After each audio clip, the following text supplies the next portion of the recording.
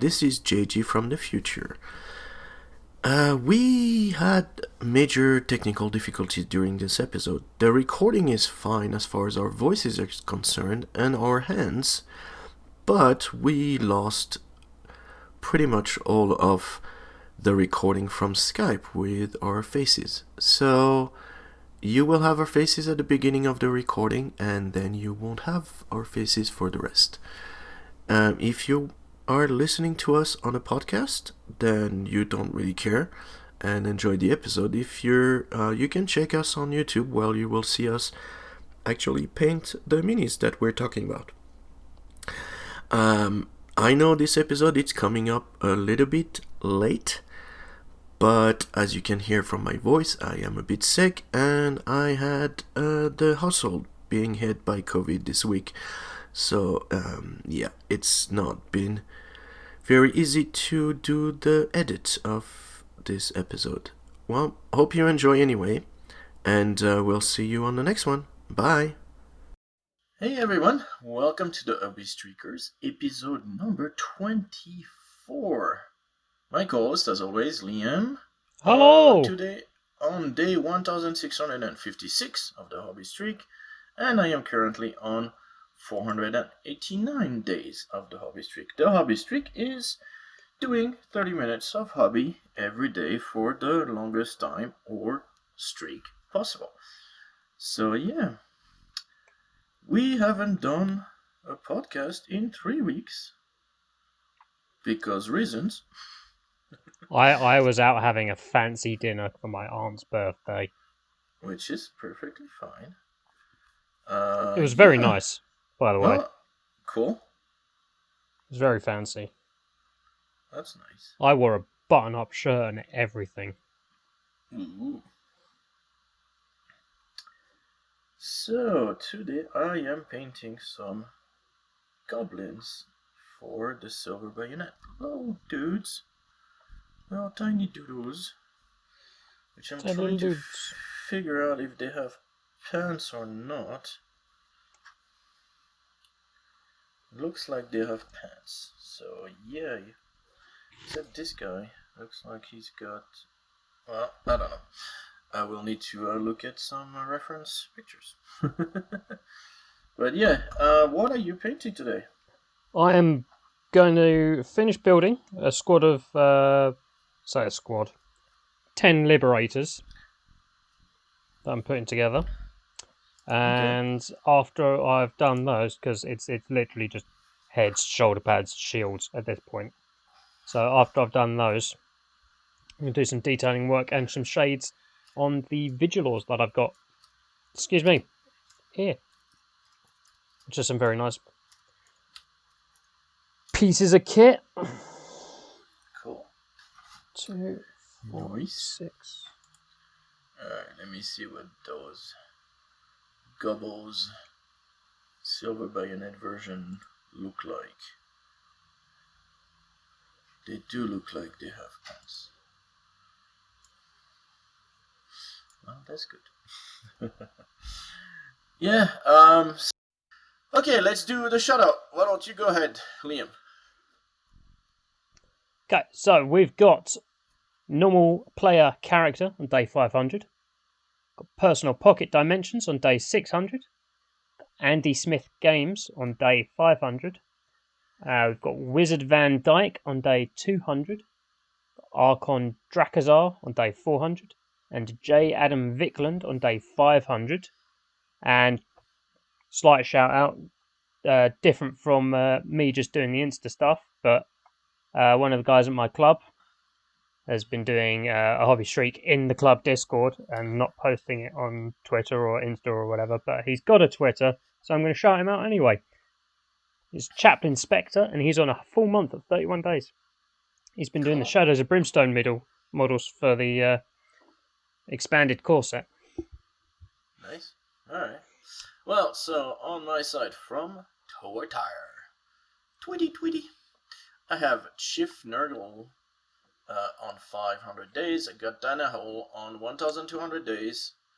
I got Squig Game, which is on 1,300 days. SimonSaysMakePaintPlay, and he's on 500 days, and he is also on Instagram. Yeah. So I think that you put him in there. Beerholder, Beerbarbecue, and Hobbies is on 600 days, and he is also on Instagram as well. Cat, Kit, KitKat, 300 days. Chris, Subassembly Sandman is on 200 days. TheSaraGames is on 200 days, and TG Hollins is on 500 days. Now, I've got a special shout out on this for Caleb. He had a bad fall, shattered some of his teeth, so that effing sucks.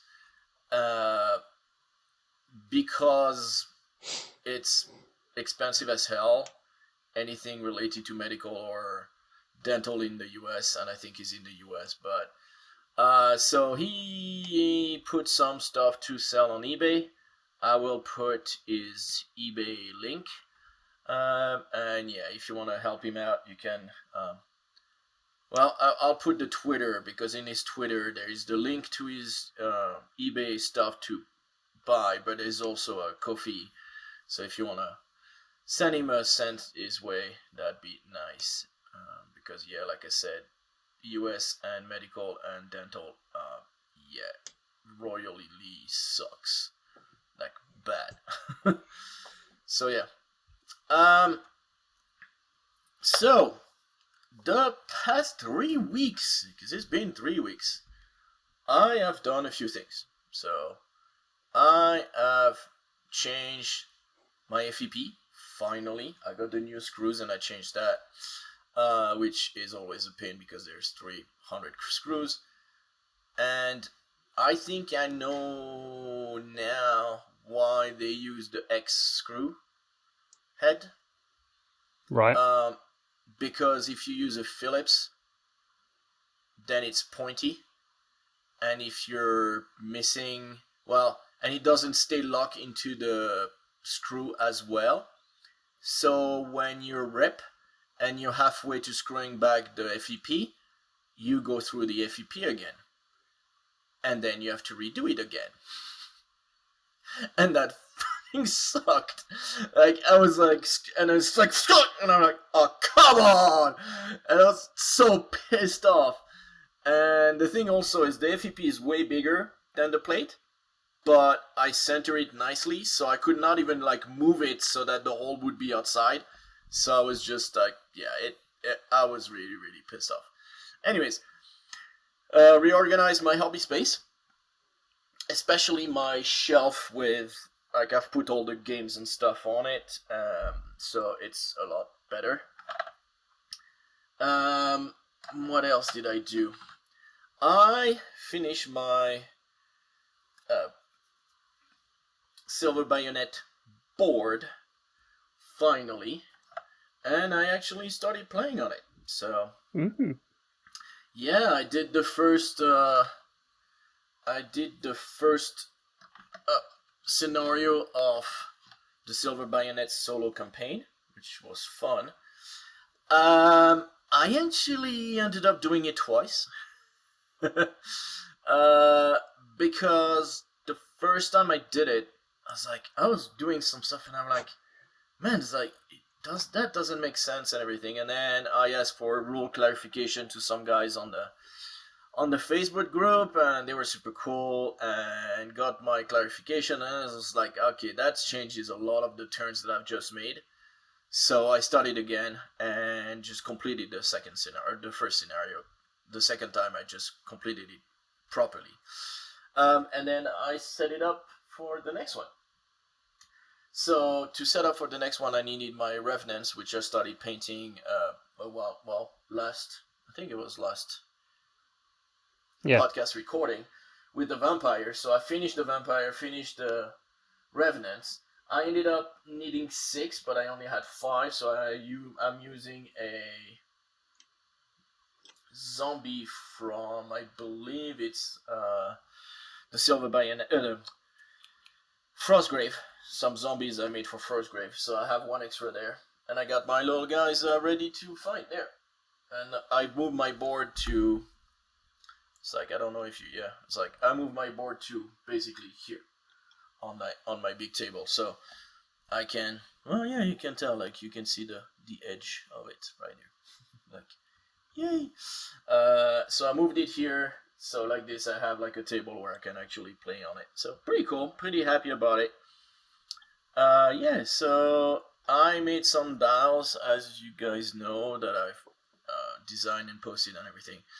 I printed a whole bunch of those, and did some tombstone markers.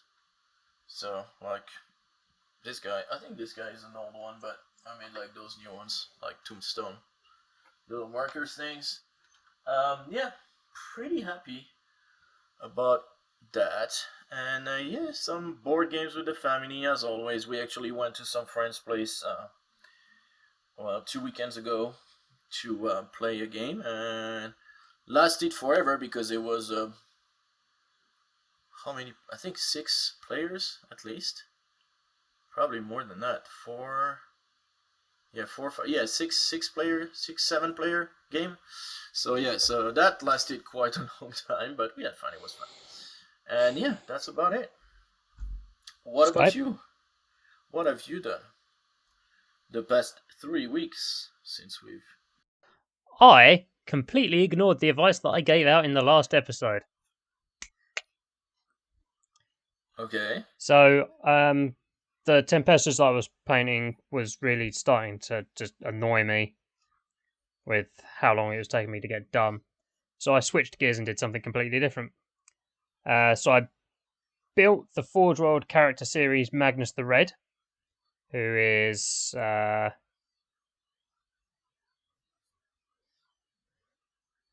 that's Iron Warriors in my background today, so he's not on there.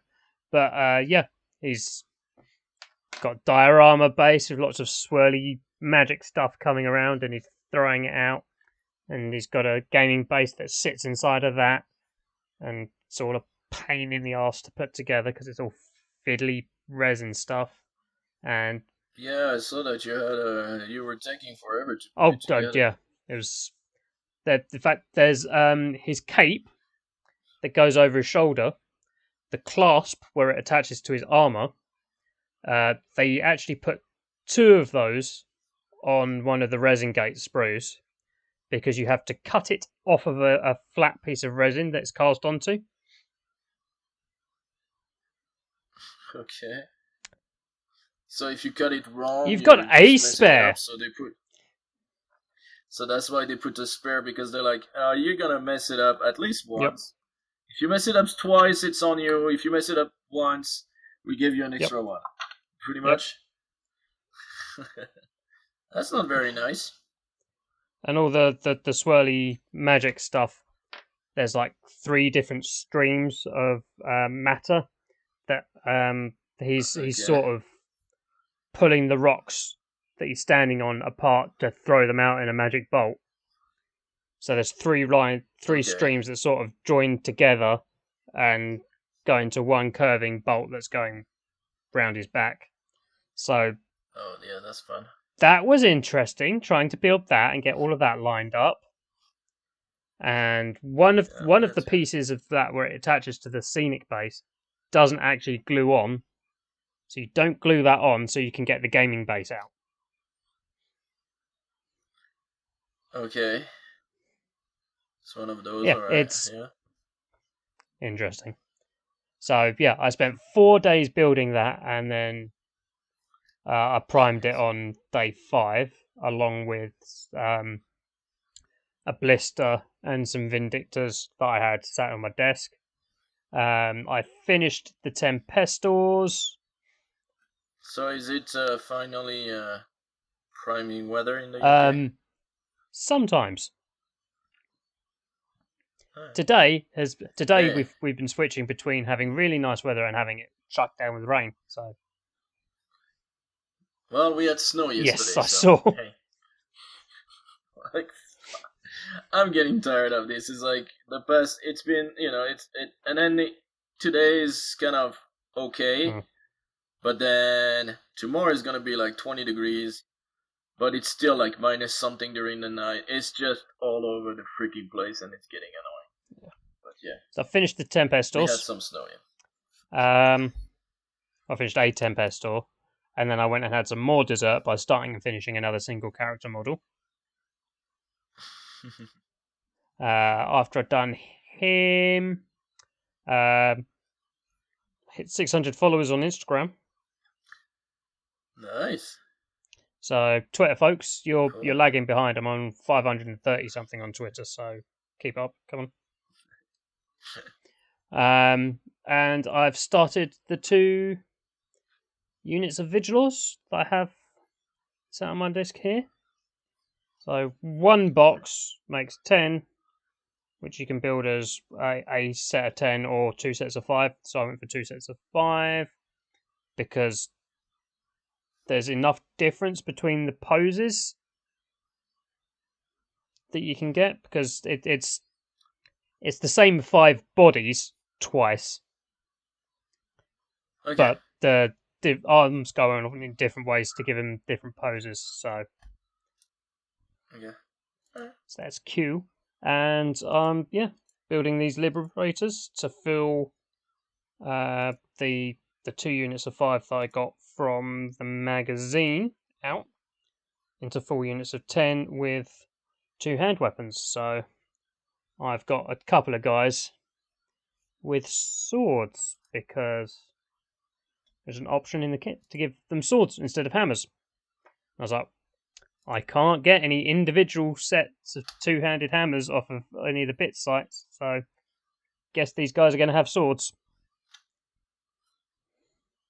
There's no, like, you cannot get a 3D printed or... Nobody made one for... A quick 10-minute Google search didn't chuck anything up, so I've got 2-handed weapons in my big box. I'll just use those. Okay.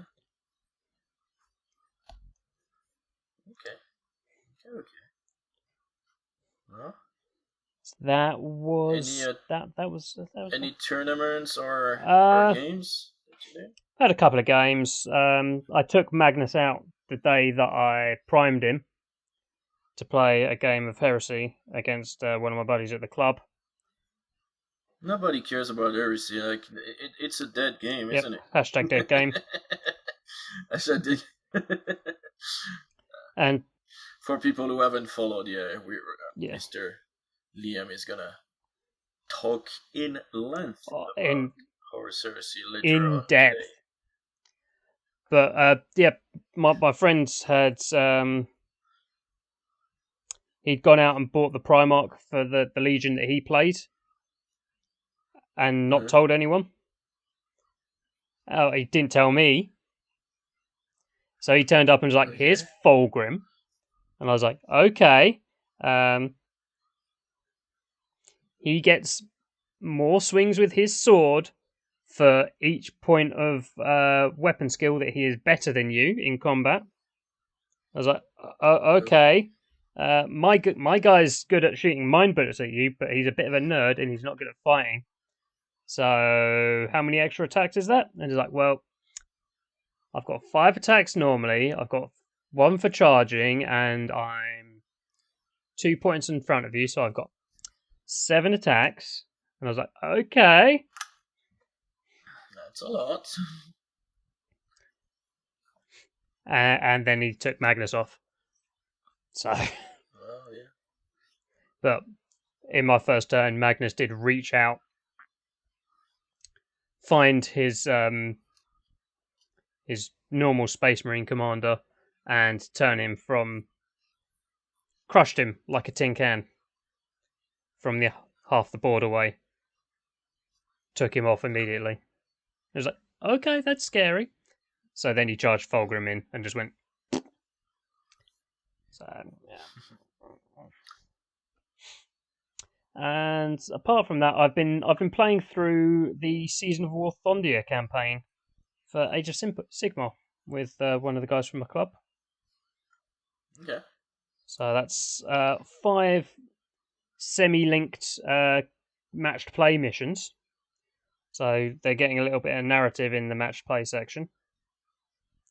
and I've been allowing myself to take some of the slightly more filthy and busted units from the Stormcast. So he was like, "Oh yeah, I'm running my normal list-ish, so this should be fine." And I turned up with archers that can double tap and mounted cavalry and Bastion Carthalos and etc. etc. etc. And we managed to get through 2 missions in one game night. Wow. How long is that? So 6 hours? 5 hours. Jeez. So yeah. That's a long game. So yeah, the fact that we got through 2 in 5 hours rather than, you know, taking our time and getting 1 done in 5 hours like we normally do. That's way too long for me, but yeah. Alright, cool. Well, like when you're playing Age of Sigmar at a tournament, you've got like 2.5, 3 hour rounds. So that's how long a game should take if you're both playing like at pace. But if you're just hanging out with your buddies, you just go, I've got time to think about this. Nobody's timing me. Yeah, I don't think I have the time just to play that long. Like I don't. Yeah, it would be difficult for me to find the time. But yeah, cool. That's about. All right. Well, there was a couple of hobby hangouts where we sat and watched the Warhammer Fest stuff, but we'll get to that later. All right. Cool. All right. Well, so let's get to the part of where I get a reaction from you on our first look, and I don't even know how I found this. That's a very good question. Black powder, red earth, yes? Yes, correct. I'm clicking the right. Start. Yeah. Box. Does that work? No, apparently not.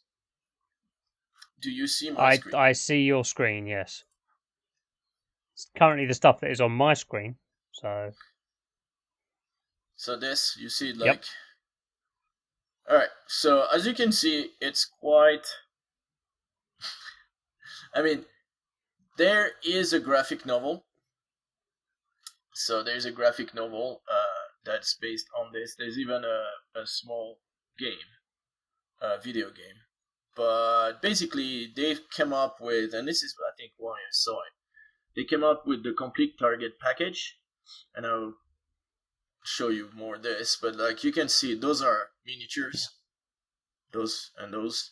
It's a dystopian future failed state in the Middle East, and basically those are kind of like UN type. Those are kind of like mercenary type thing. And yeah, so when you get, basically everything is included. What I thought was really cool was the terrain. It's all 2D. So I thought that was pretty cool. So because you can play inside buildings, so they've made like those. They're like they're not those plastic art kind of thing. So they're like plastic, heavy plastic kind of thing. So that's pretty cool. All the tokens are there. Everything is in the box. Even like you see the cars are 2D. So like I thought it was pretty cool. Like the whole premise of it. Like you get the box and you have everything inside. You have the core rule book. You have, so you can see the rule book right here, kind of thing. You got the miniature. So you'll get the two sides of basically the forces. So those are like, like you can use, again, like you can take those and use them in pretty much any games. I mean, like they're just pretty cool. Sam Lance actually painted those. Nice. he has a like on their website and on his website there's like a tutorial on how to paint those. So they come in like a resin sprue type thing.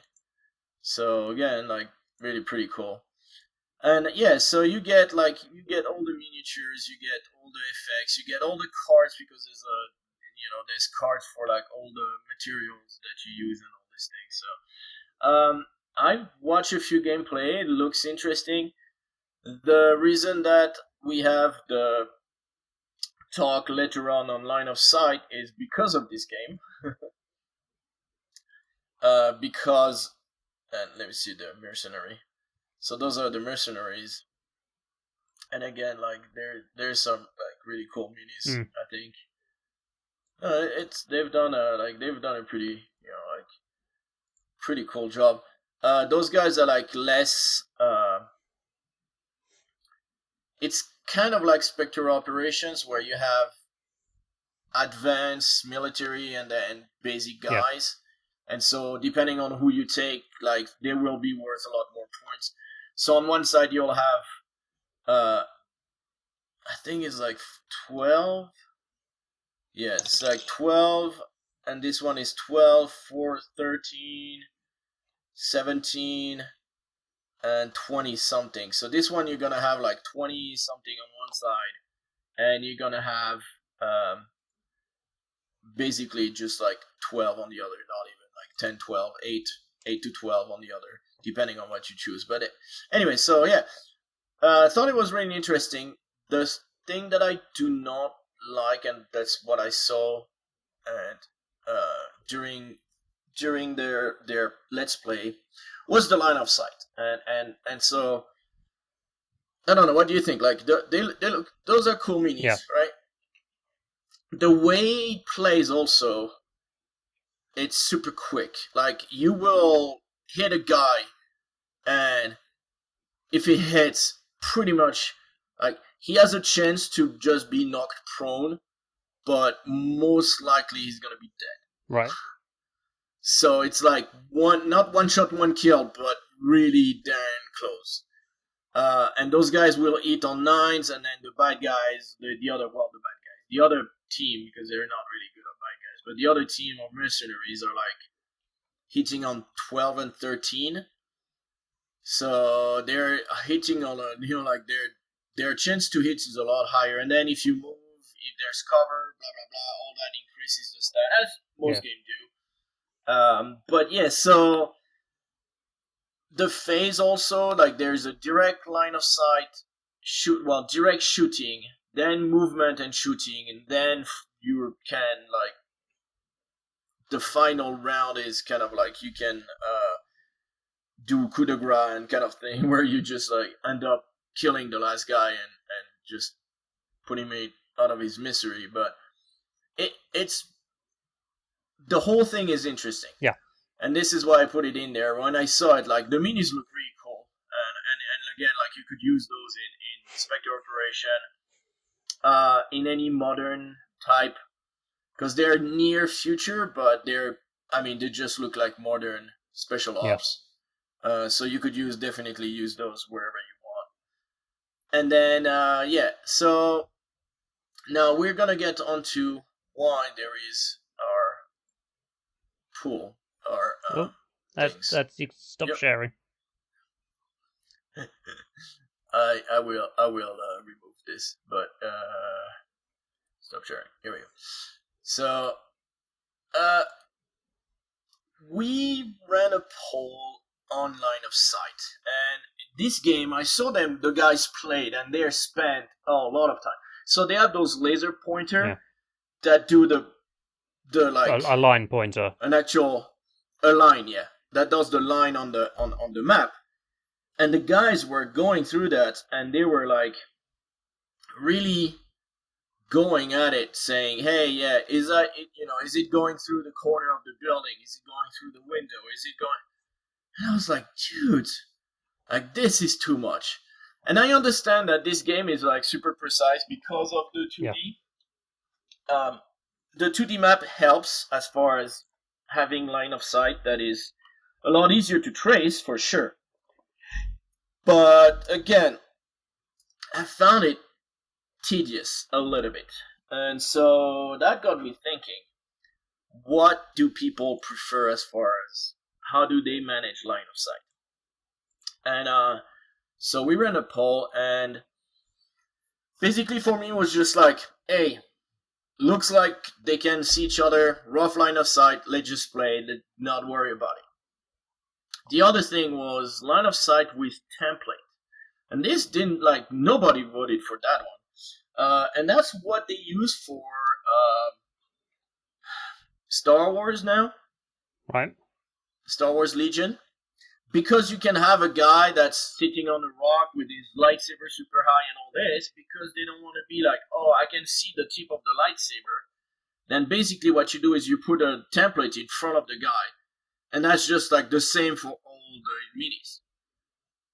And basically, if you can see through that, then you're good. But if not, then you don't have to worry about having something that just like, it's way over it. Then my other one was mini to mini. Like, you go down to the level of the mini and you're like, oh yeah, I can see this guy. We're done. Like I kind of see this guy from the level of the mini, and that's kind of good enough. Or the other one was true line of sight laser pointer, which for me was like, okay, let me put the laser pointer from the gun of the guy, and let me see if I can point to the guy, like to the target. Or the way they were doing in that game, which is, oh, let me see if that actually goes through all those things. And I was like, oh, it just, do you really want to go through this? Do you really want to do that? This tedious? And so, yeah. So for me, as fast as you can do it, without really worrying too much, for me, that's the best one. It's like, just, like, it's fine. It doesn't have to be. And I understand that maybe when you do competitive play, and you're probably better equipped to talk about this, and I think that might be something that in competitive play or in tournament and things like this, that's something that people will look at it more, like more in detail and be like, oh yeah, no, this needs to be precise, this needs to, like be really, really, like you need to make sure that it matches and all this. I don't know, like it's still something that I find weird. So you tell me, how do you play? Most Games Workshop games use true line of sight, but not with laser pointers. So you get down to the model's eye view, and you go, this many guys. You can see 50%. This many of my guys can see the unit that they want to shoot at. And then it's for heresy. It's if there's intervening models, the targets get a cover save. If they're in terrain, they get a cover save. Is there a thing about like contact? If you're in contact with the terrain, well, if your guys are in contact with an object, then that doesn't count as a cover for the other guy that you're shooting. I don't know how it works in current 40k, but in heresy, because I know in heresy, you have to actually be concealed or like in area terrain. So like if you've got like a shell crater or a blasted out forest or whatever, or like a knocked down building, like as a piece with a base on, if you're on the base, then you're in cover. Mm-hmm. Okay. But for heresy, if half the unit is behind like a solid wall, then you can only kill the half of the unit that you can see. Okay. For Age of Sigmar, makes sense. It's on a model basis again. So if my 5 guys can see a guy in the target unit, then they can shoot at the target unit. And if they've got like high damage weapons, then it will spill over to the ones that they can't see. But and I think you're raising a good point. Is you're talking about, and I think that it gets difficult when it's squad versus, like, if it's mini against mini, then doesn't matter. If your mini can see the other mini, that's fine. If there is a piece of terrain in between, that's fine. If the mini is behind a freaking cover, like blocking terrain, then it's blocked. It's easier. But if, like you said, half of the squad is behind cover, the other half is not, then what do? Which one do you consider as primary? Do you have a leader in that troop that's considered? And I think that's how the current edition of Heresy, you shoot at you select your unit to fire, you select the target unit, you check line of sight and range, and if you can see and you're in range, then you fire with the people who can see and are in range. And then you damage the target unit from the closest model first, and then work backwards. But you can only assign damage, or damage can only be assigned to models that you can see. Okay. On a unit shooting a unit basis. If you've got something like a squad of guys with rocket launchers, then it's slightly different because you're putting templates down. But generally speaking, you can only hit what you can see. All right. Yeah, and I think that for Legion, and people, please correct me in the comments below, but I believe that for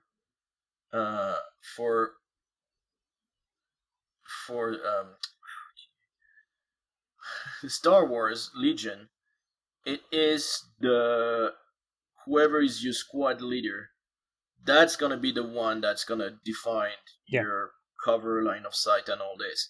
The rest of the unit kind of, I'm not gonna say does not count, but it can. It for line of sight purposes does not count. So for like again, squad-based games, they've got different ways of trying to make it faster for people. So that you're not doing like, can this model see? Can this model see? Can this model see that model?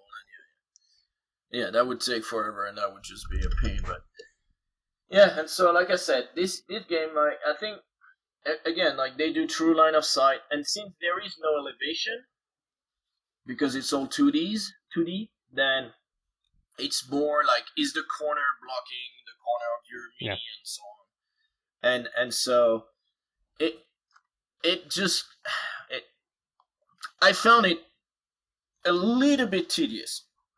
It's still a game that I would like to put on the table. Like, I have enough minis that I could play without with just the rules. The problem is they all based on like the actual characters are specific, and they have their own cards and everything. So I'm guessing that it would be difficult to do. But so also there's games for.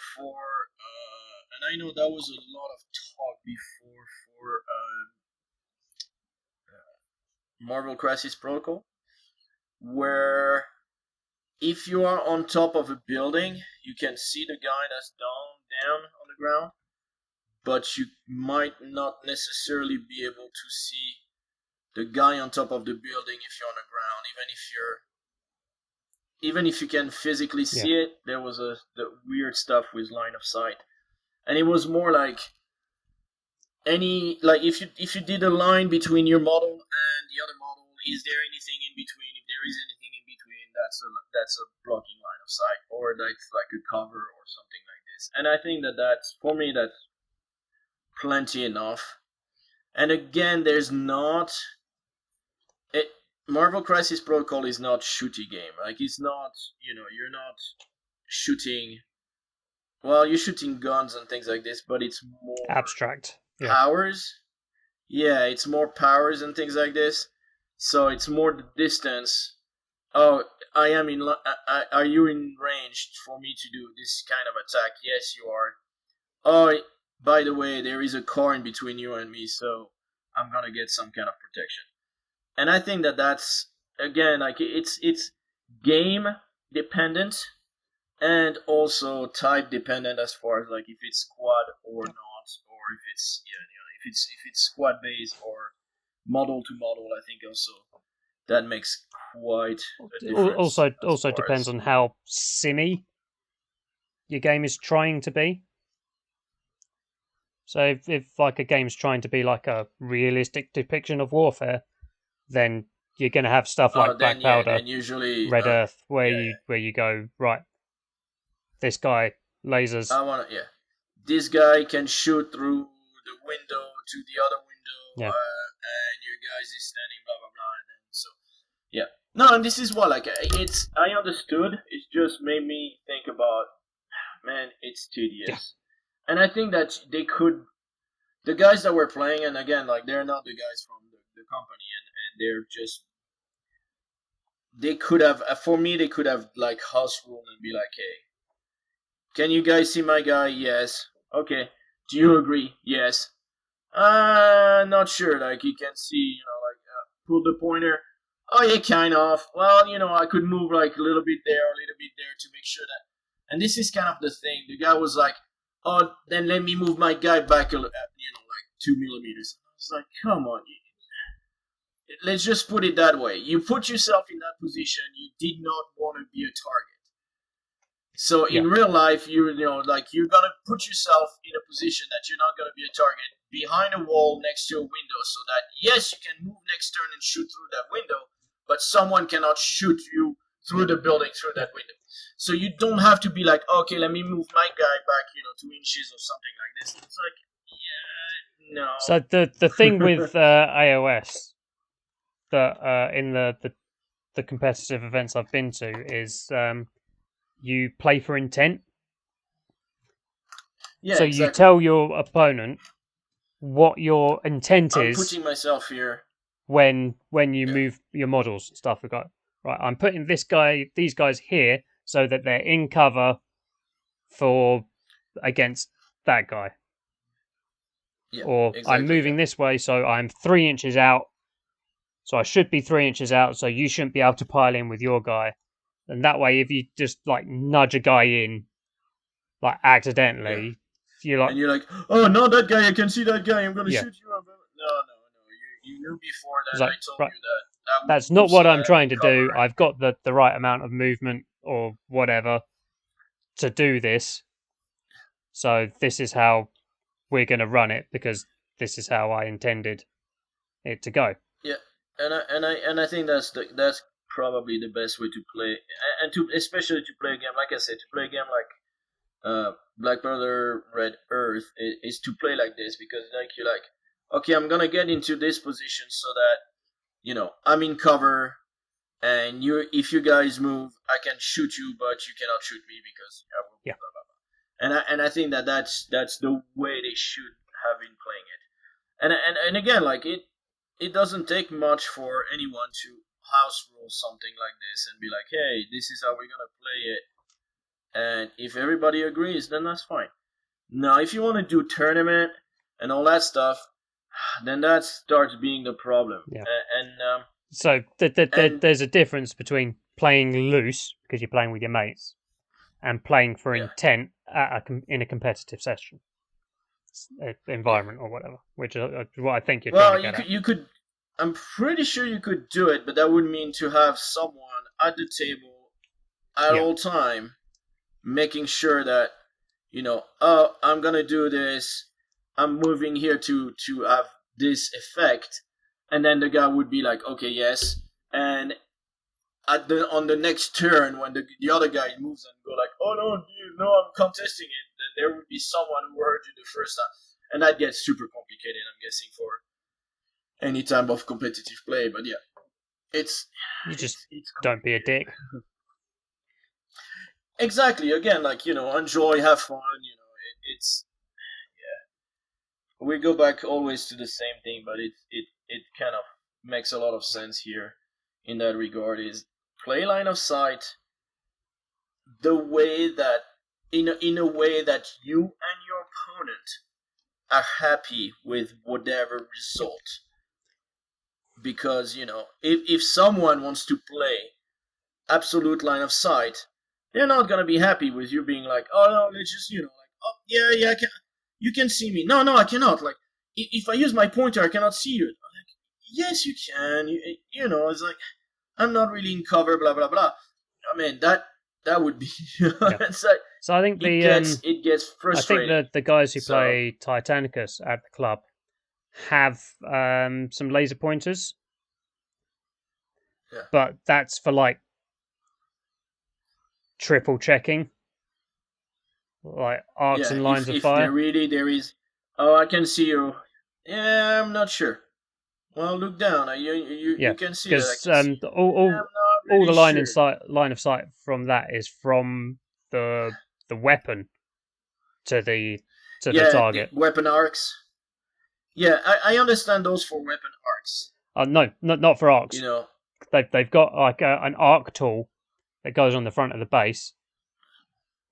Yeah, but they measure arc. But then, like, to see where it's pointing. Yeah, but it's like, are you in the arc or not? Well, take your pointer with the line and go stunk.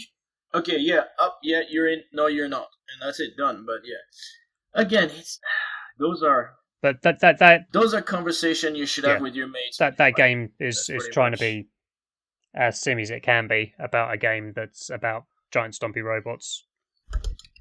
Yeah, exactly. It's like, yeah, you're supposed to have fun. Yeah.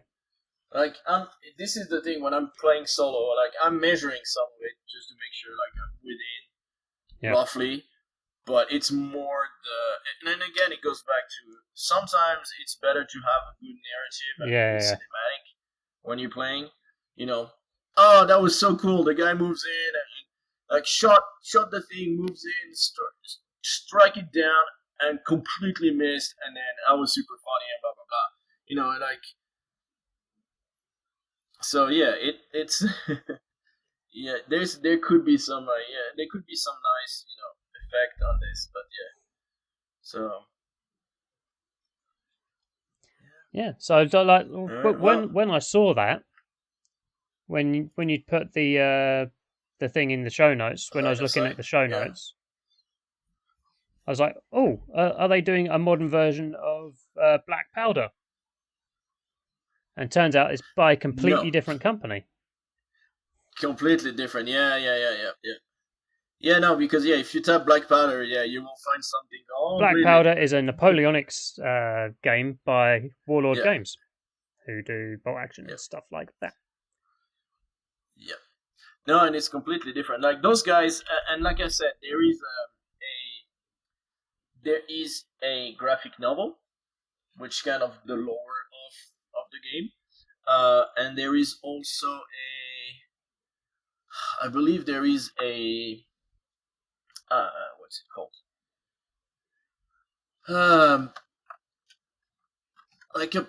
It's a computer game, but I don't know if it's fully yet an actual proper computer games. I know they've been working on it, and it's a turn-based strategy game. Okay.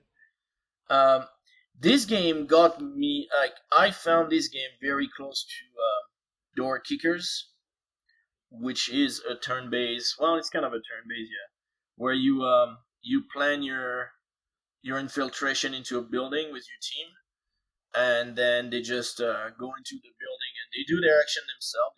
You don't shoot or anything like this. But you say, oh, you are gonna move. You are gonna break down the door, move to that corner of the room, while number 2 is gonna move the other corner of the room. While pointing is going the whole entire time this way, and then the other guy is going this way, and pointing is going that way.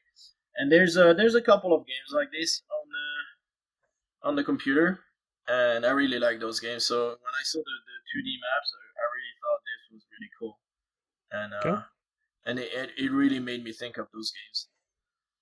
And this is something I could see myself doing for some games. Be like, hey, just do a 2D map. It's super easy to do.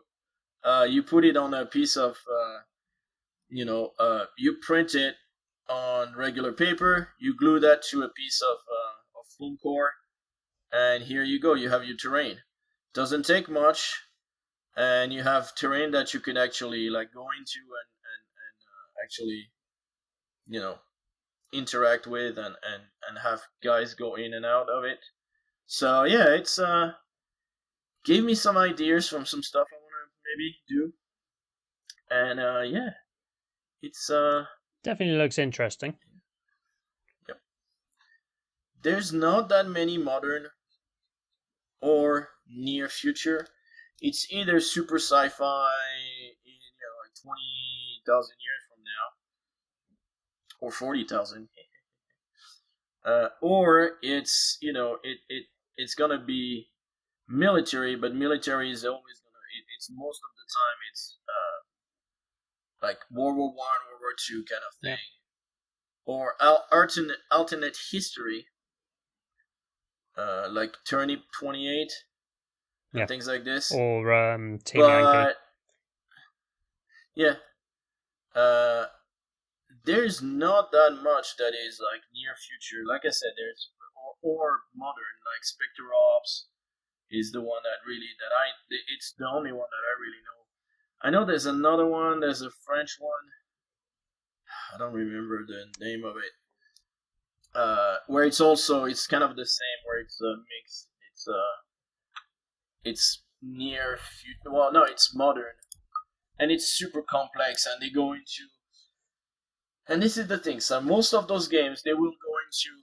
Okay, so you have a carbine, and you're using that kind of ammunition, and you have that kind of sight on the gun, and you got that kind of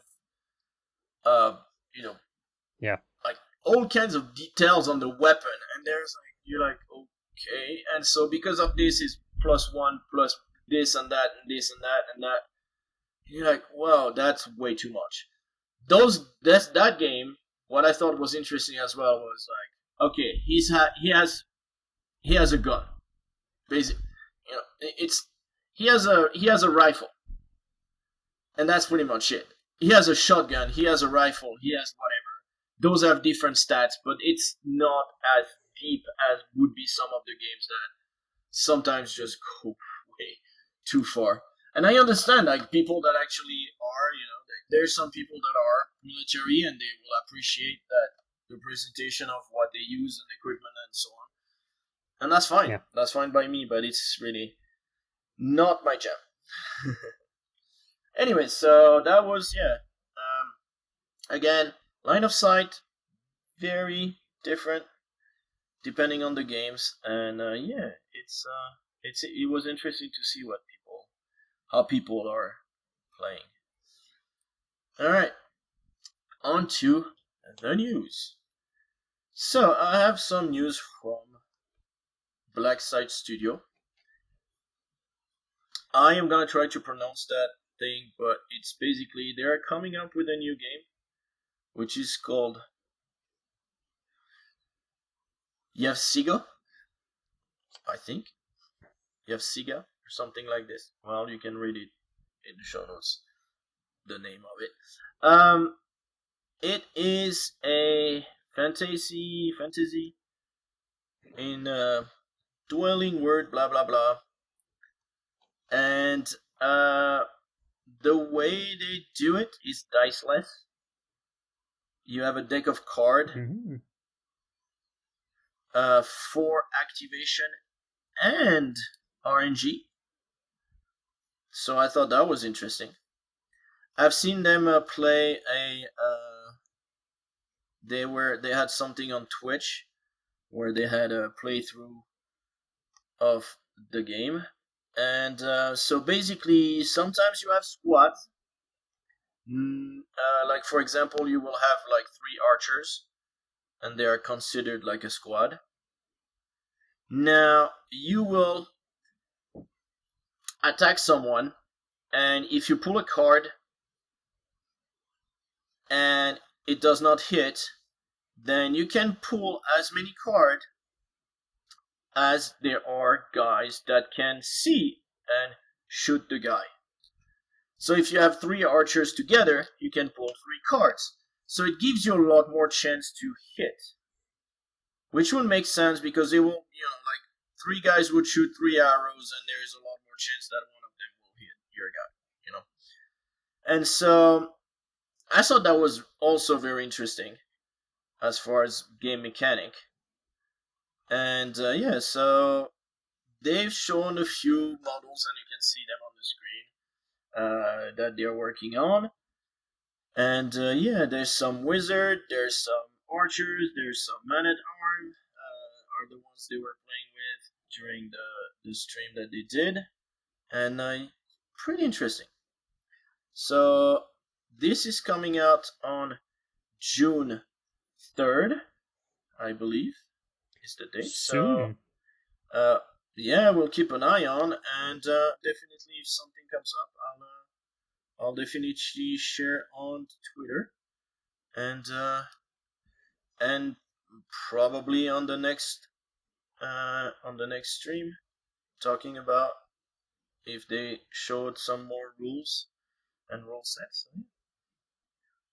And they will have some terrain for it too, because they're known for their terrain, MDF pre-painted.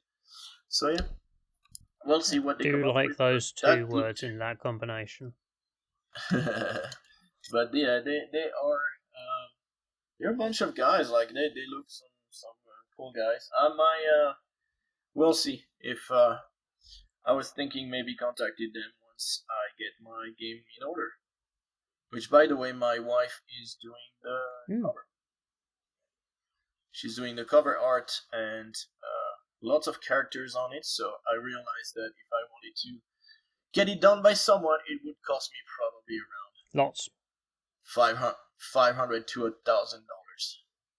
When you consider that they're doing it's $250 for one character, no background, blah blah blah. As soon as you had color background, you had another.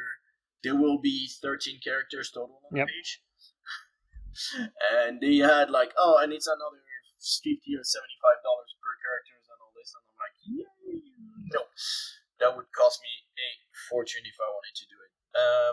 It will cost me a fortune because my wife decided that she will get a digital palette to start working on that. She's been wanting one for years, doing arts and stuff that she's been doing. But yeah, so her palette, I think her digital palette should arrive tomorrow. And so then we're gonna set it up on her computer and everything, and she's gonna have fun. And I want to try to do some 3D sculpting, so I will probably also use her digital palette to do that. So, but anyways, and of course she said no, but yeah, we'll see. I'll have to persuade her to let me use it. Anyways, Anvil Industries, couple of pictures on the screen, probably showing their May digital forge is zombies. There's a whole bunch of them. Some modern zombies. They look pretty cool. Not a big zombie fan, but I know that a lot of people are, so I figured that might interest people out there. I still have not pulled out the trigger on Anvil Industries on their Patreon and their thing. We'll see. if one month they do something that I really think is really cool and I really want that, maybe I will. Excuse me. So yeah, that's about it. Now, all right. So this one is super interesting. Epic, which have their logo. They don't have their logo here, but everything Epic is a game developer, game company, game publisher. That's a good question. I don't know. They've done a few games already. They've done. I don't know if you know the series The Librarian. Nope. the librarians, where there's a bunch of people working in the library, but they're like more like Indiana Jones. Nope. Kind of. Anyways, so they've done a game for that. They've done a few games, a card game for the librarian, the card games, and so on and so forth. And so they are doing Monster Hunter International. And at first, when I saw this, I'm like, I thought there was already a Monster Hunter. So Monster Hunter board game? Based on the video game. Yeah. Right? Monster Hunter. This has nothing to do with it. It's based on the books. And the books are called Monster Hunter International. And so since I was like, I don't know those books, I started listening to an audiobook of that first one, which is called Monster Hunter International. The second one is Monster Hunter Beta, then Monster Hunter Alpha, and blah blah blah, and so on. And basically it starts with a guy that is an accountant, and he is working in an office, and he's working late, and he ends up that his boss is a werewolf, and is turning into a werewolf, and he starts attacking him, and he gets bitten the shit out of him, but like seriously, but he ends up managing to kill that guy, which is a werewolf, and then basically they come in and they try to recruit him to work for this organization, which is MHI, Monster Hunter International. And the guy in question is actually in those pictures, because he's the one that's on, if you go on the website, and I'll show it, he's the one that's on the right, Owen Pitt, with the big knife, and yeah. So that guy is basically the guy that, and I think that, I don't know if they've put, it doesn't look like they've put the slash across his face that he got. But anyway, so yeah, so he's the main character in a way. And yeah, he gets recruited. And I'm at chapter 8, I think. And man, it's good. Like, it's really nice. And I was wondering, and I'm like, oh yeah, if it's not too bad, I'll read it to my kids, because I got the book version too. Yeah, no. Because it's super gory. Like, he will talk about how, like the entrails of the vampire are splitting on the thing, and then it's closing up, but then the goo spitting out and all that stuff, and it's like, okay, maybe not. They're still a little bit too young for me to read that to them. And by the time they can read that, they'll read on their own. They won't need me to read. But anyway, so yeah, so it's and so I went to, like I said, I went to read the books, and now I really want to do that game. I'm interested in that game. So the game is gonna be a Kickstarter. It's gonna be, they're talking about a miniature game. So again, like, I don't know if they're gonna do a Zombicide type where it's gonna be a board game with miniatures. They look like they're unpainted, which again doesn't mean much today, because again the Zombicide were also kind of unpainted. We live in a world of speed paints and contrast paints, so yeah, no, exactly. But it's yeah, but I don't know if they're gonna be like multi-parts. It doesn't look like it. So if they were multi-parts, then I would think maybe more like an actual tabletop game. But seeing how they are, it might actually be a board game with miniatures. So again, we'll see. But honestly, like, I wasn't sure about this until I started reading the books, and the books are awesome. And they can capture any way the fast pace of the combat and the gory of then that's awesome. Like, really, like, that would be a great game. Now, I am painting those guys today, which is for the Silver Bayonet. And as many knows, I've been painting a lot of Silver Bayonet.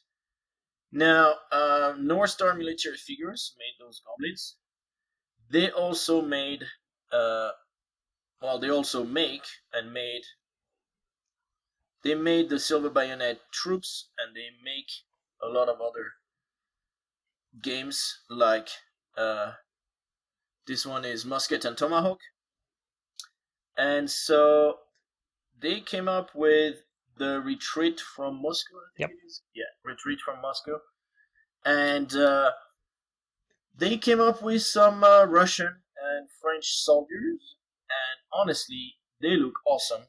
And they will fit right in with the Silver Bayonets. So, yeah, I'm not gonna pick those up. But if you have not picked up the Silver Bayonet specific miniatures, and if you're playing maybe other games as well, then you might want to check those out because I think they look super cool. And they have some grizzled option where they look battered and stuff. So cool, yeah. Again, like really, really interesting, and some really nice sculpt for being again metal minis like this. Single piece metal mini. Some people say, they don't have that much details and blah blah blah. I'm like, yeah, dude, for a single piece metal mini, and for the price, because you get one officer, one fusilier unit, which is 8 figures, one grenadier unit, which is another 8 figures, one voltigeur unit, which is another 6 figures, all that for $35. I mean, come on, like you can, and I'm wondering if those might actually be plastic then, because they're options. I don't know, but anyways, they look super cool. So that was part of my news as well, and that is it. That's it for my news. So, yeah. But yeah, Monster Hunter International. If you want to read the books, they're also. All right. Like really, I'm enjoying it. I'm listening to them like I'm not even watching YouTube. I'm listening to an audiobook, so that's how good it is. Okay, right. so what do you have for us? My first little bit of news, I'm going to copy paste that down from the Shoutout section where I left it because I'm an idiot. Old school heavy metal painter and diorama designer Mike McVeigh has been persuaded to get himself an Instagram account. So he is talking through a lot of the old stuff that he did when he worked at Games Workshop.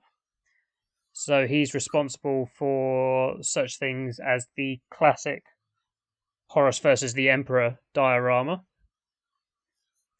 Okay.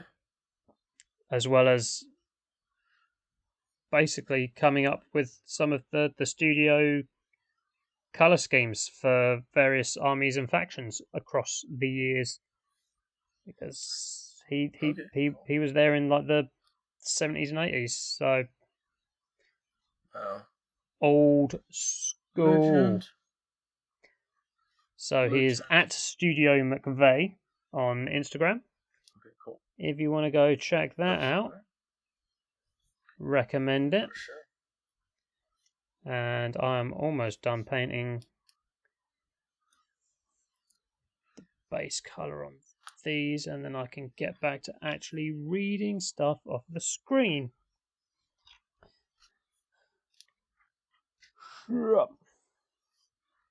Okay, so the first thing I've got on my news that I wrote down, which was pretty quickly after we did the recording the other week, news broke that Asmodee so that one were unable to fulfill all their orders from their Star Wars Day Legion deals, and they'd just be going, cool, first come, first served. If you got there late, tough. Which was kind of a dick move. Rubble. Yeah. So There we go. There's that. Bleach mob. Basically. Cool. And then I've got half a page full of stuff that I did for I wrote down for Warhammer Fest. So I went back. Were you right? That's what we want to know. Were you how actually much right will I write on any of it? So I went back and I listened through to me spouting partially informed nonsense about the Warhammer Fest stuff from the banners. I think you did. I did pretty all right. Yeah. So it wasn't nonsense. If it's right, it's not nonsense. It's kind of nonsense. So on your screen here, the top link that I've got there is the aggregate link for all the other that links out to the Warhammer community news surveys. No, all the massive reveals right here. Warhammer all the massive review. Yeah. And that's got loads of links on it that go to all the other sub pages because they did about 50 million articles so that they can generate clicks and the community team can get their pay for generating eyeballs. So the first thing that I talked about when we were predicting things last week was going through the banners on the preview image. So how much of that did I get right? Imperial Fists was kind of... The Imperial Fists and Sons of Horus banners were kind of a slam dunk because we knew that those were the armies that they were painting up the heresy starter box as. So that was cool. They're going to be talking about the heresy at some point, and they've said that they're dedicating an entire day to it, so slam dunk that one. The Necromunda one was a bit of surprise because there was actual squats. Where am I looking? Skirmish Day. Those were all just the middlers. Kill Team, Momrock. Squats. Necromunda, squats. Yep. Necromunda. Okay. I didn't put a link on the show notes because I'm an idiot. And I like to make you suffer. It's fine. So, these are distinct from the Leagues of Votan, but they are technically the same race. Okay. But I have no idea what you're talking about, but sure. Yeah. My next prediction was Kill Team Stormtroopers. I was completely off with that because it looks like we're getting Traitor Guard versus Phobos Space Marines. So that's Kill Team Moloch. A lot of the models in there are from the Blackstone Fortress enemies expansion. So I think there's a Chaos Ogre in there, Ogrin. There's a model on the Chaos side that is new. And then it's just like a different upgrade screw and stuff for those. The Sylvaneth banners were for the Sylvaneth. So we knew that there was going to be Sylvaneth because of that. The general community had predicted that there'd be Skaven revealed. So they revealed a Skaven versus Sylvaneth battle box. So there's one new Skaven hero, a single new Sylvaneth hero who looks kind of gnarly. Which one is that? Sylvaneth. I think I saw that one. Yeah. And I'm just wondering if the model. Yeah, I know this. And I remember seeing the stuff. So they had flying archer dudes and dudes riding bugs in there as well. So there's the new character. Is that the tree guy? Is that the one you're talking about? That looks like mini as shit. Yeah, with the Lady of Vines. Yeah, so there's a dual build kit. the archer kit and the hero, the Lady of Vines, and I think they've got like a tree lord in there as well.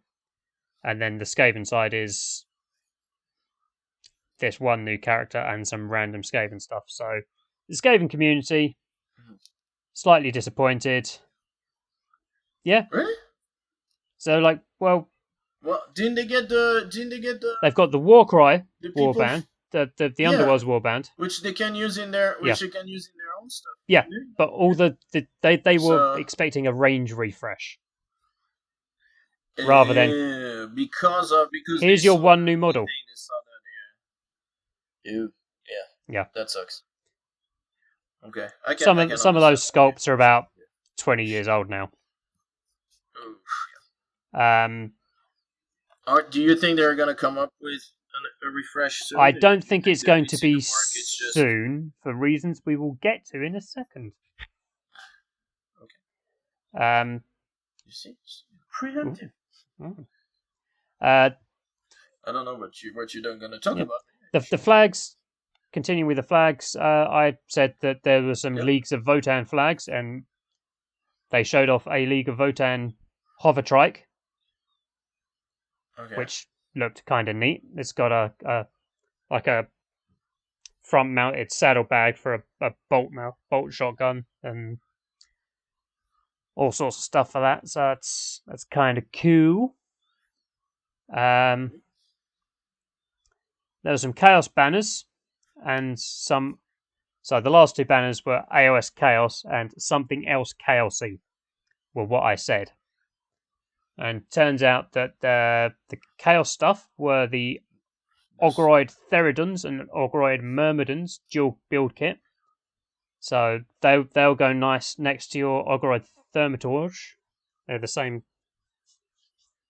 kind of species. Mm-hmm. So that again, I think I would assume that the Ogroid Myrmidons and Theridons were brought forwards to be revealed now because of the leaks we mentioned last episode for the Slaves to Darkness battle tome that's due out in the winter. But the something else chaosy stuff, I want to see your. What was that? I want to see your look at those. My reaction. So that's the. I haven't clicked on this yet. That's this link down. Something else chaos. Why is it showing me this? No, it's not here. So I was watching this with my buddies, and we're like, "Oh, those are disgusting and horrible, and we love them." So you've got the. Let's just get your face out of the way so I can click the next button. Okay. So we've got all the chaos possessed who are starting to get really, really kind of demony. Oh, that one is cool. Yeah. And then under those, again, not my style, but yeah, they're nice. They're cool. I can understand. Oh, those. Yeah, I've seen those. Under those, yeah, I like those guys. Like just the mortal, lost and damned guys. Yeah, they kind of look like Escape from Mad Max. Very heavy Mad Max vibes. And then you've got some possessed ones of those who are having a really bad day. Oh, this one is. Oh, that's cool. Oh, that's really cool. That's sick, but cool. And then under that, you've got the guys who have had a really, really bad few days.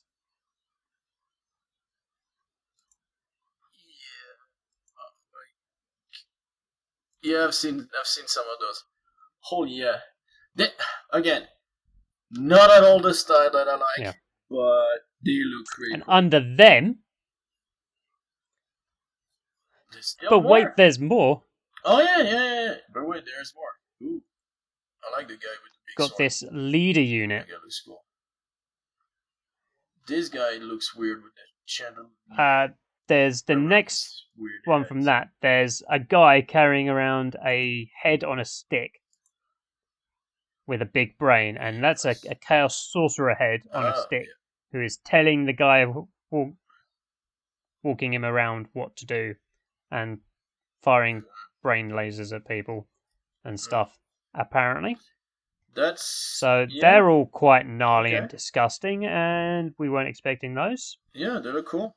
And then to go back to the main thing, and I'm working bottom up from the links on that because that's where I got to, and that's because they put the links on top for each of the new articles rather than working down. So that was all my predictions. And I was like 70-85% accurate on that. So you did okay. Good job, me. Pat on the back. You did good. Moving on from that, there was on the 40k day, they showed off some more of the new Demon Prince model. So that's got because we looked at that and went, oh, that head looks a bit weird. Mm-hmm. There are 5 other heads in the box. Oh, okay. So there's a head for each of the 4 major Chaos Gods, and there's I'm definitely a Space Marine, Chaos Space Marine head. So there's an AOS head, there's a 40k head, and there's 4 non-specific to either game, but because the Chaos Gods are the same across both games, here's one of each of the Chaos Gods' heads.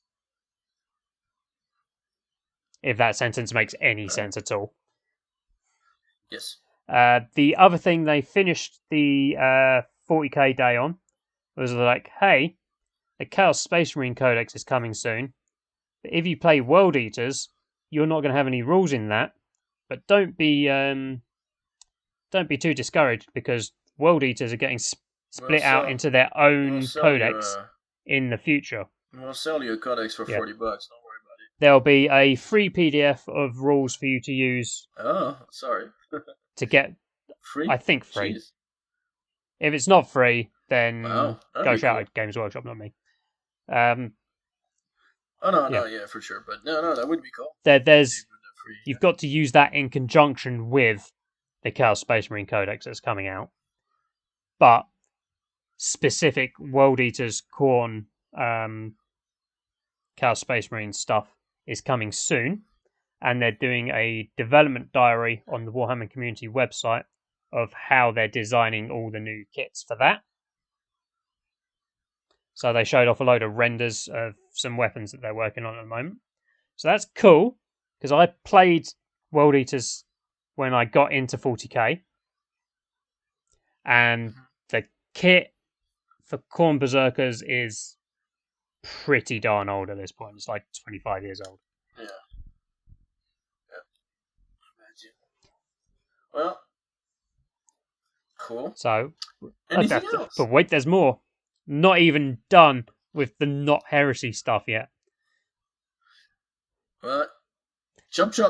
There are 2 new Age of Sigmar Black Library novels that got revealed, and there is the main character for each of those is getting a model. So there's going to be a Caradron Overlord guy and a what looks like an elfy vampire dude. Cool. The aforementioned 1 new Skaven model.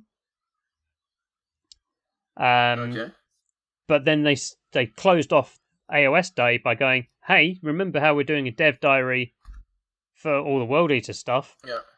We're going to be doing a dev diary for the redesign and relaunch and range redesign for Cities of Sigmar / Dawnbringer Crusades. Okay. And that is why I think we're not getting new Skaven stuff anytime soon. Because the lead time on these is about 1.5 years, 2 years to get these models from concept to inboxes in people's hands. So that's going to be interesting because the Cities of Sigmar at the moment use Warhammer Fantasy Battle kits, which are basically Holy Roman Empire style stuff with wizards and steampunky type stuff bolted on. So hopefully this will feel a lot more grounded in the Age of Sigmar setting, rather than just fantasy stuff that we haven't stopped selling yet and we need to give you rules for.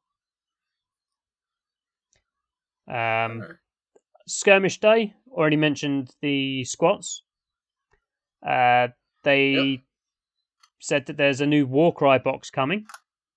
So Warcry is going to be this new box. The setting is moving out of the All Points and moving into the realm of beasts. Into the West. Into the realm of beasts, where the current seasons and edition of Age of Sigmar are set. So everything's going to be in the same place. Okay. Do we know what character or faction there's going to be? Not really. They showed off a new character, a model for one of the warbands. Okay. Yesterday, so that's further down after the heresy stuff. And the Middle Earth strategy battle game fans got some bear people who are related to Bjorn. Cool. And here is the part where Liam talks about heresy for about 45 minutes. You don't have 45 minutes. I will be quick.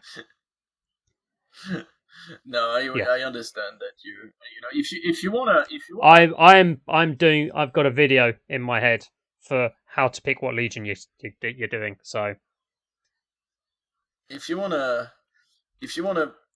record more tomorrow and talk more about Legion 2, that's not a problem, man. Going over it quickly. Box set contents: 40 tactical Space Marines, 2 characters, 10 Terminators, the new Contemptor Dreadnought, and the new Plastic Spartan. I saw that one. So, is that the Spartan? The big tank. The big tank? The small big tank. Is super cool. Yeah. We also got the big rule book, getting started army list. So it's got points and stuff for the stuff that is in the box. How many points are in the box? I don't know. They didn't say. Okay.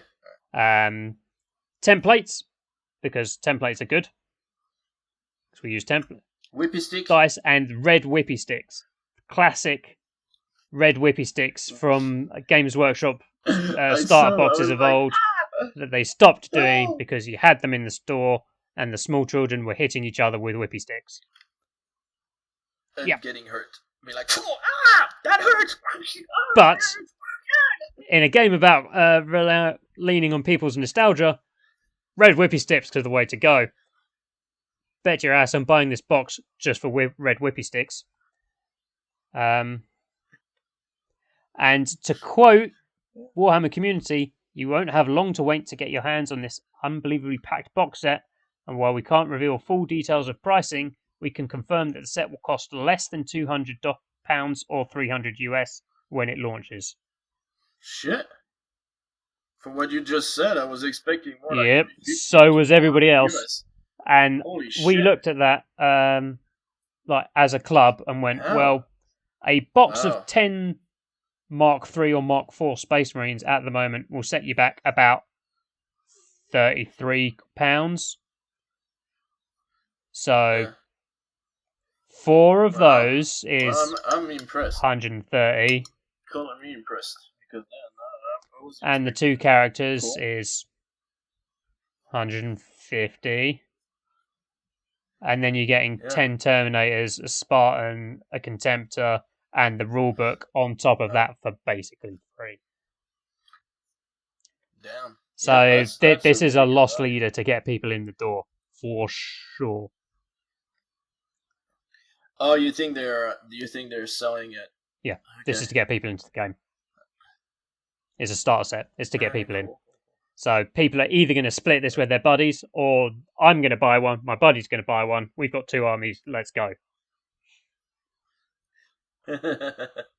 Oh, then you get the one side double set of one side, he gets double set of the other side. The thing is, there aren't any sides. The sides are what colours you paint That's it. That's right, because it's Space Marine killing Space Marines. Right. The whole reason there's a Horus heresy at to start with is because they wanted to sell their Tiny Robots game back in the 80s, and they were like, it's too expensive to make 2 sets of models. Let's double it up. Why are they fighting each other? Oh, there's a civil war. What are we going to call it? The Horus Heresy. Cool, ship it. Nice. Alright. Cool. The reveals continued. There's going to be a Liber Astartes and a Liber Hereticus army book, which will have the same basic army lists in. And then after that, we'll have the rules for the Traitor Legions or the Loyalist Legions, depending on which book you got. So same basic army list, and then the specific stuff bolted on. Just cool. Nice. They're re-releasing the Mark III and Mark IV Heresy Era Tactical Squads as 20s rather than as 10s. So the max squad size for a tactical squad in Horus Heresy it's 10 to 20 dudes. So here, have a full set for 20. Alright, cool. As well as the Mark routine, VIs will be coming as a box of 20 in the future as well.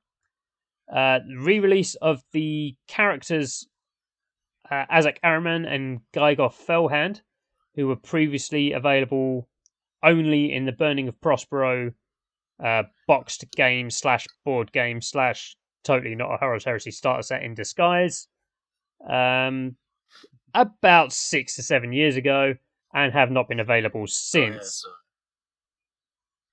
So time for a refresh. I mean, I luckily managed to get my Araman on eBay for like 20 quid, like last year when I started painting my Thousand Sons.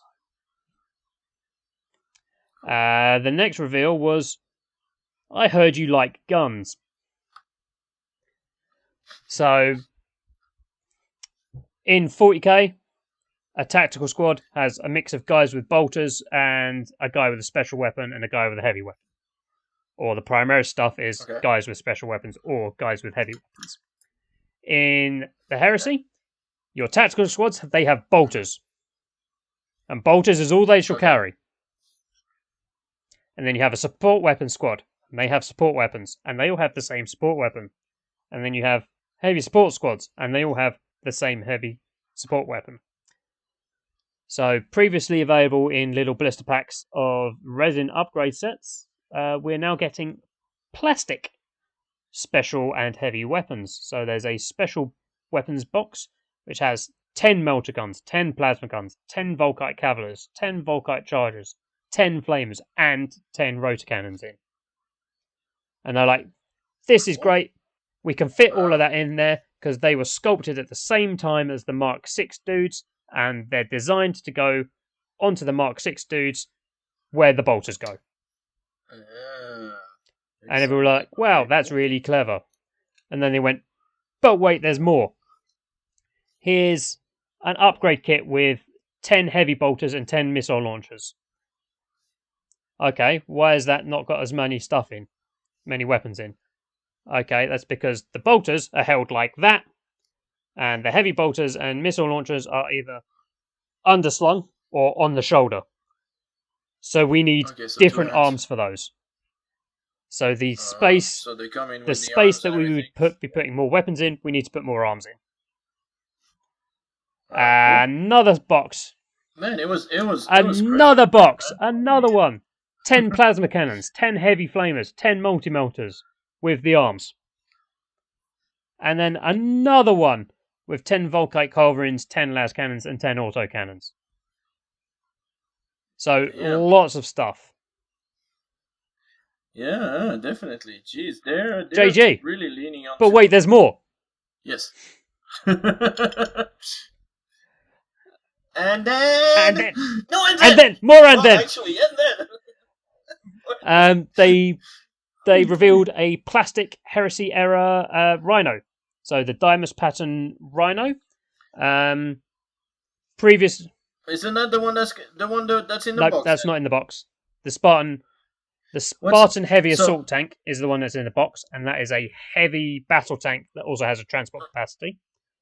The Rhino is just a bog basic APC. You can fit 10 regular Space Marines in there, 10 dudes and off they go. in there. Okay. So this has got Do you actually No. put them in there, or they're No, considering? you take them off the table and they're in there. So this has got Heresy era crew, so Mark II armor, Okay. selection of pintle weapons, different looking smoke launchers, and searchlight to the 40k Rhino. So if you put one of the new plastic Dymus pattern rhinos next to one of my Dymus pattern rhinos, the searchlight and smoke launchers will look different because I've got a plastic resin hybrid kit. So they basically just sold you a plastic rhino with a load of resin parts in, and they're like, here you go. Okay. Work out which bits you need to put on and which bits you don't. This one is actually. This one is actually like all heresy all the time. And a proper. Is it? So is it gonna be full resin, plastic, or is it gonna be plastic? Oh, nice. After that, Cool. they showed the new hotness, aka the Kratos Heavy Battle Tank, which was previously spotted in the cinematic trailer. That is the big tank with the big cannon on the top with a coaxial and the 2 shoulder-mounted guns and the 2 sponsons. So that's that is that's the last link on page 7 if you want to have a look at that. There's 3 turret options in there, and I think I didn't write it down, but I think there's 3 or 4 sponson weapons. The ram / brocage clearer is chunky. It looks quite aggressive, and I want one.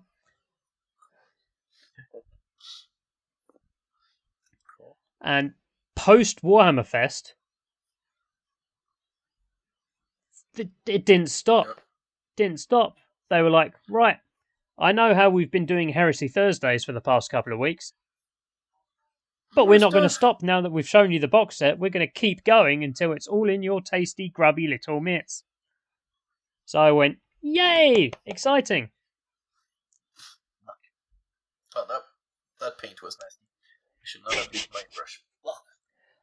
So... Yuck. Yep.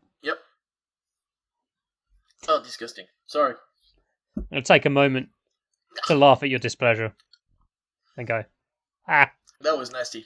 More plastic kits. Plastic Sakaran battle tank. So this is something you see a lot of in Heresy armies across the board at the moment, is the resin Sakaran kit, because it's a nice looking tank, sloped back, got nice stuff on it. I like the double cannon. The twin auto cannons on the top. Yeah. They didn't say if there was going to be different turret options. So currently you can buy a selection of different turreted Sicarans from Forge World. So there's an autocannon, there's what looks like a minigun on steroids.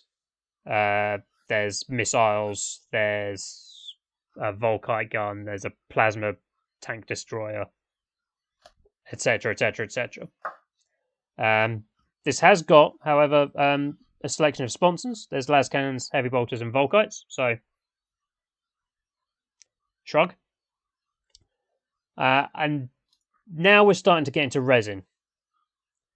So the next thing after this I've got on the page is the Mark VI heads and shoulder pads. So these are resin upgrade kits for the Mark VI tactical squads to give you some Legion-specific flavour. Quite nicely, the head kit has 11 heads in it. So you've got 9 regular helmets, 1 sergeant helmet with the transverse crest, and 1 guy who's not got his hat on. So you can have in your 20 1 guy with the sergeant head, and then 1 guy with his hat off, and the rest of them have their helmets on. Shoulder pads are shoulder pads. They don't need to go into those in too much detail. Yeah. And then after that, we've got some resin character models. So we've got Lucius. Okay, so those are resin, yeah. Lucius the Faultless Blade for the Emperor's Children. I like the other one. And Marduk Cedrus, voted Lieutenant of the Dreadwing. So Lucius is a character that carries over into 40k. In 40k, he's Lucius the Eternal, and if you take any pleasure from beating him in a sword fight, he possesses you, takes over your body, and doesn't count as being dead anymore because he just grows out of your body.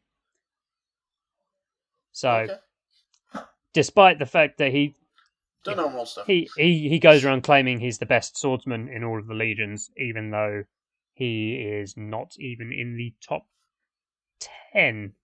Don't at me. Marduk Cedras, Dark Angel's guy in Terminator armor. He's got a plasma flamer and a big sword, and he is here to make sure that any target you point him at is thoroughly eradicated from existence. The Dreadwing. We're here to do war crimes. Cool. And then after that, on that last page, so the Warcry expansion is called the Nullwood. Warcry. I was like, that doesn't... And this is one of the guys for that. He's called a carrion character. He does stuff. With a stick with a hook on the end. I am guessing he catches carrion. Yeah. Alright. We'll see. Well, we'll see when they announce the new box and new rules. Apparently, they didn't say new rules, but so like the new rules because it's been 3 years. It's been 3 years, right? Yeah. Warcry. Yeah. The short version on all the heresy stuff is that if it's a generic legion, thing, it's going to be in plastic. If it's for any of the specific legions, then it's going to be resin. So, which is good. It makes it very affordable rather than horrifically expensive. Awesome. Cool. How are your goblins, sir? My goblins look good. They need a lot more work, but they're coming along quite okay. I just realized that I'm not recording our call. So, yay. So it's going to be our faces. Well, no, it's going to be our hands, basically, and not our faces. So you've been hearing us until now as disembodied voices. So, cool. Yeah, like I mentioned earlier, boys and girls, Skype was unhappy with us. So I'm guessing at some point in there, it's decided to stop recording. So you might have about 2 minutes of us saying hello before it dropped out. And be like, and then, Alright, how's your stuff going? I built all the guys, and I have based out all the weapon wraps and pouches and scabbards and quivers and maps and stuff for these guys. So yeah, basically, so you put you blocked in some colors. Basically, that's what I did on mine. They needed a good wash. If I wanted to do anything more on these guys, I needed to go out after work and buy another pot of paint. But I didn't. I came home and had a nap. Well, I am going to run. Everybody, thank you for keeping up with us. And sorry about the video. So like I said, it's probably going to be our hands, but no face cam. Oh no. Which is fine. Because we're recording hands separate, so that's why. Well, and if you're listening to this, which I've been doing a lot of audio podcasts lately, even like video podcasts, I cannot watch at the same time that I'm working, so I've been listening to a lot of them. Which if you're doing, then thank you. Leave a review, podcast, and things, and all the stuff. And like, subscribe, comments, YouTube. Thank you very much. Follow us, Twitters, Instagrams. Episode 25 in 2 weeks, and I will need to check, but I think we're getting pretty close to our 1 year anniversary. Because we missed one last week, and I think before that we missed one also. I am pretty sure that we are close to. So it's gonna be 25, but it might be a 1 year, and then 20. We'll do a 25-26, and then we'll move into season 2, which will be just. Somebody's got to grow a beard for season 2, right? Okay. That's how Star Trek worked. Yeah. Alright. Well, thank you, Liam. Thank you, everybody. Like, subscribe, and we'll see you in 2 weeks, or we'll hear from us in 2 weeks. And hopefully I can make sense of videos and recording and do something that will look even half coherent. But the recording should be fine. The voicing should be fine. So, all right. Toodaloo. Goodbye. See you guys later. Bye.